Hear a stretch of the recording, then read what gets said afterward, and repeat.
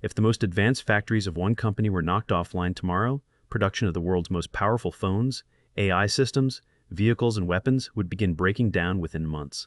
There is no replacement supplier waiting in reserve and no quick way to build one.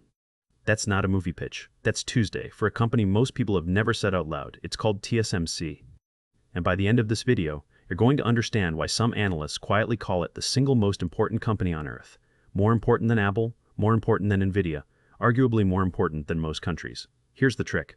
TSMC doesn't make phones. It doesn't make laptops. It's never put its name on a box you've bought. It manufactures the chips inside almost everything with a screen or a processor, including, right now, roughly 7 out of every 10 advanced chips made on the planet. Apple's iPhone processors? Made exclusively by TSMC since 2016. Nvidia's AI chips, the ones powering ChatGPT and basically every AI boom headline you've read this year? TSMC, AMD, Qualcomm, Broadcom, all customers? TSMC doesn't design a single one of these chips. It just builds, with a level of precision that makes a Swiss watchmaker look like he's assembling furniture with a hammer. And that split, somebody else designs, TSMC manufactures, is the whole plot twist of this story. Rewind to 1985. A Taiwanese government recruiter goes looking for someone to build a semiconductor industry from scratch on an island with basically none. They land on a 54-year-old engineer named Morris Chang, who'd spent 25 years at Texas Instruments and had just been passed over for the CEO job there. Passed over and reportedly not thrilled about it. So Chang takes the offer, moves to Taiwan, and in 1987 found the company built on a genuinely strange idea for the time, a chip manufacturer that doesn't design any of its own chips. It just builds whatever other companies design for anyone willing to pay. At the time, this sounded less like innovation and more like a company volunteering to be everyone's unpaid intern. Intel and the other giants controlled everything top to bottom. They designed the chip, they built the chip, they sold the chip. Chang's foundry model split that apart. Design over here, manufacturing over there. Nobody thought it would work. And then in TSMC's very first year, Chang placed a huge order for cutting-edge lithography machines from a struggling Dutch startup called ASML. TSMC also became an unusually important early customer of the company. This relationship would eventually place two companies, one making the tools and one mastering their use, at the center of the entire advanced chip economy. That startup is now the single most important machine maker on Earth, and we'll get to why soon. Because this relationship is about to become the scariest part of the whole story. Here's the number that should stop you. The most advanced lithography machines, the ones that etch circuit patterns thinner than a strand of DNA onto silicon, run over 200 million apiece. Each machine, not the factory. One machine. And there's exactly one company on the planet that can build them, ASML, the same little Dutch outfit TSMC accidentally bailed out in 1987. So follow the chain with me. ASML is the only company that makes the tools capable of manufacturing the world's most advanced chips. And TSMC is the company that has assembled, by far, the most of those tools, the most experienced engineers running them, and decades of accumulated manufacturing know-how that simply cannot be bought or copied overnight. As of 2025, that combination has pushed TSMC's share of the global chip foundry market to somewhere between 70 and 72%. And when you narrow it down to the most advanced, cutting-edge chips, the kind powering AI, its share is closer to total dominance. Let's put a dollar figure on that. TSMC pulled in roughly $122 billion in revenue in 2025, growing over 36% in a single year, with profit margins north of 40%. For comparison, that's a bigger annual revenue jump than most entire industries manage in a decade. And the company's own forecast puts the global chip market at $1.5 trillion by 2030, with more than half of that driven by AI. Okay, obvious question. Why doesn't the US or China or literally anyone with a spare few $1 billion just build a competitor? Companies are trying, and it's brutally hard. Samsung has been trying for years and is still stuck at a market share in the single digits for advanced chips.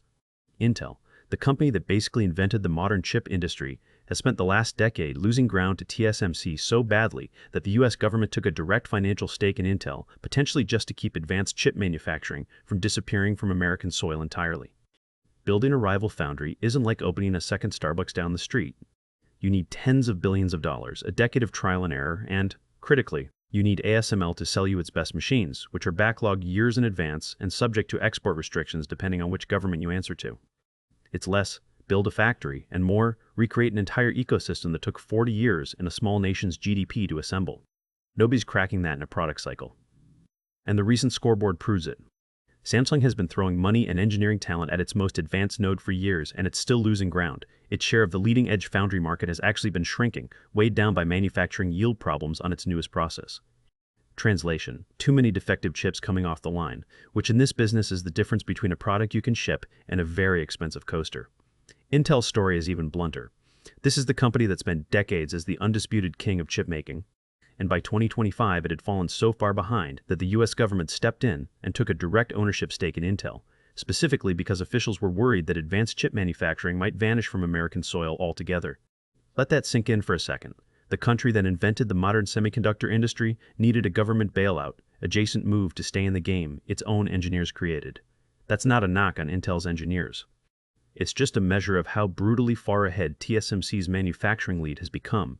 Now here's where the finance angle starts to get uncomfortable. Nearly all of TSMC's most advanced manufacturing happens on one island, Taiwan, an island that sits 90 miles off the coast of a much larger neighbor that has repeatedly stated it considers Taiwan part of its own territory. Analysts have a name for this dynamic. They call TSMC's dominance Taiwan's Silicon Shield, the theory being that the world is so economically dependent on this one company that no major power can afford to let anything happen to it. Whether that's genuine protection or just an expensive hope is a debate way above this video's pay grade. But here's what isn't a debate. If TSMC's Taiwan operations were disrupted for even a few months, you wouldn't just see phone prices spike. You'd see car production halt, modern vehicles run on hundreds of chips. You'd see AI data center build-outs stall overnight. You'd see a supply shock that would make the 2021 chip shortage, the one that had people literally paying over sticker price for a used car, look like a warm-up act. This is exactly why TSMC is now building multi-billion-dollar fabs in Arizona, and why the US, EU, and Japan have all poured government money into, just in case, chip plants on their own soil.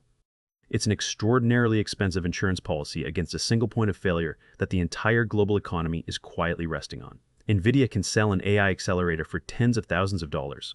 TSMC receives only a fraction of that final price for fabrication and advanced packaging.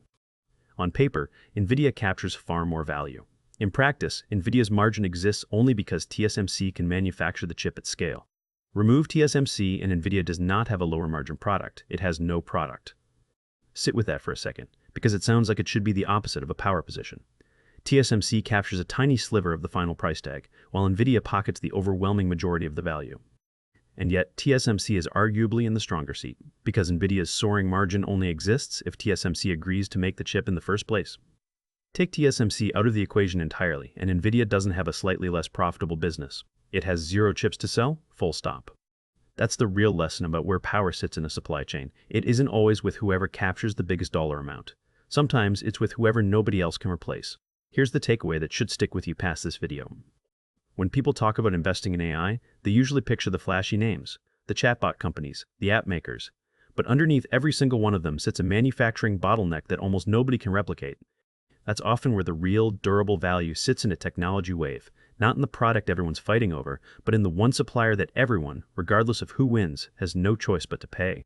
It's the same principle as the company that sold picks and shovels during a gold rush, except this pick costs $200 million and takes a decade to learn how to use. TSMC isn't a household name because it was never trying to sell you anything directly. It just quietly became the choke point for the entire technological future, and that's a far more powerful position than any logo on a phone case. There are more companies like TSMC quietly controlling the technologies everyone else gets credit for. Subscribe, because that is exactly what this channel investigates. Drop a comment with the company you think we should dig into next, and I'll see you in the next one.